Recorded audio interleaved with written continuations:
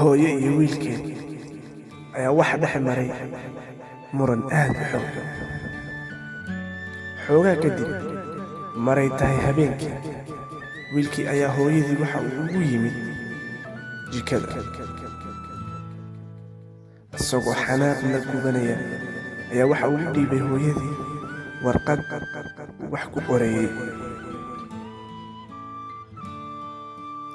hooyadiis markii ay gacmaha dhaqatay waa ay fadhiisatay si ay warqadda u akhriso. waxaana warqadda ku qornaa: cawska oon jarjaro maalin walba $10, qolkayga oon nadiifiyana $5, stoorka oon darta u aado si aan wax kaaga soo qaadana $8, walaalka iga yar oon haayo maalin walbana markaad adigu suuqa aad aado $30, qashinka oon bannaanka ku soo daadiyana $5, ribot book oon mar walba iskuulka kala imaada oo fiicanna $25, bannaanka iyo barandada oo nadiifiyana $20, tootalku markaa uu noqonayo $103. hooyadiis waa ay fiirisay. wiilkana wuxuu arkayay xasuusaha madaxeeda ka guuxaya. way fadhiisatay, wuxuuna dareemayay xanaaqa ay xanaaqsan tahay. waxa ay qaadatay qalinkii, waxayna gedisay warqaddii, waxa ayna ku qortay waxaan soo socda: 9 bilood een caloosha ku waday ee aad igu dhex weynaanaysay waxba kaagama doonayo. inta ilin ee darta iga qubatay sannadahan oo idinna waxba kaagama doonayo. inta habeen een dartaa bannaanka u istaagnaa anoo ku sugaya markii aad maqan tahayna kaana walwalsan waxna kaama doonayo. alaabta aad carruurta ciyaarto iyo waxa cunto iyo dhar iyo baaskiil aba waxba kaagama doonayo.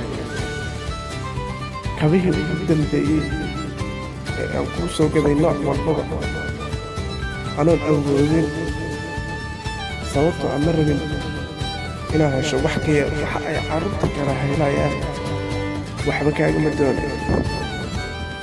dalxiisaha aad aadi jirtay ardayda kala raaci jirtay ee aan kaa bixin jiray anoon awoodba u haynin waxba kaagama doonayo. waxa casho ah aan kansalay oo asxaabteed wakhti la soo qaadan lahaa ee aan darta u kansalay si aad adiga walaalka aad u heshaan geebankii ugu dambeeyey waxba kaagama doonayo. waxa xanuuna ee aan murqaha ka dareemi jiray, shaqada badan ee aan qaban jiray si aad mustaqbal fiican u heshaan waxba kaagama doonayo. inta jeer aan si qarsoodi ah musqusha ugu dhex ooyey anoo la yaaban kana murugaysan inaan awood u leeyahay inaan biilkaaga bixiyo waxba kaagama doonayo. inta habeen ee aan seexan waayay anoo ka walwalsan inaan si fiican ku korinayo waxba kaagama doonayo. inta jeer ee aan garabkaaga noqday dhibaatooyinkaagana xalliyey waxba kaagama doonayo. inta jeer aan ku caawiyey ee aan talooyinku siiyey waxba kaagama doonayo. hooyadii waxa ay soo qaaday madaxeeda waxayna fiirisay wiilkeedii, waxayna ku tidhi: wiilkaygiiyow, markii la isku dardaro waxaa socda qiimaha jacaylkaan adiga kuu qabo lacag buuma dhigmo waa ibar, yacnaa saa ka qiimo badan. wiilkii markii uu dhammeeyey warqaddii uu akhrinayay ee hooyadiis ay qoraysay waxaa ka soo qabatay ilin aad u weyn. waxa uuna toos u fiiriyey hooyadiis, wuxuuna ku yidhi: hubaal hooyo, waan ku jeclahay. wuxuu qaaday qalinkii, wuxuuna far waaweyn ku qoray: lacagtii aan ku weydiisanayaba sidaas ayaad ku bixisay. wuxuuna hooyadiis siiyey habtii ugu weyneed uguna qiimaha badneed adduunkan.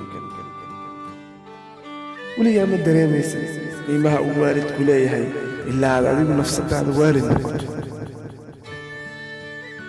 noqo mid wax bixiya, ha noqonin mid wax weydiista.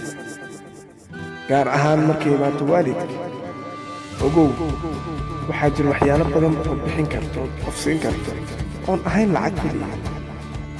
hadday hooyada kuu dhowdahay u tag shumi oo macsi weydiisana cafis haddii ay kaa fog tahayna wac una sheeg inaad u mahadcelinayso waxyaalihii ay ku qabatay oo idin haddaba haddaad fiidiyogan ka heshay please like and share si aan fiidiyoyaal kaloo badan idinkugu soo sameeyo aad baad u mahadsantihiin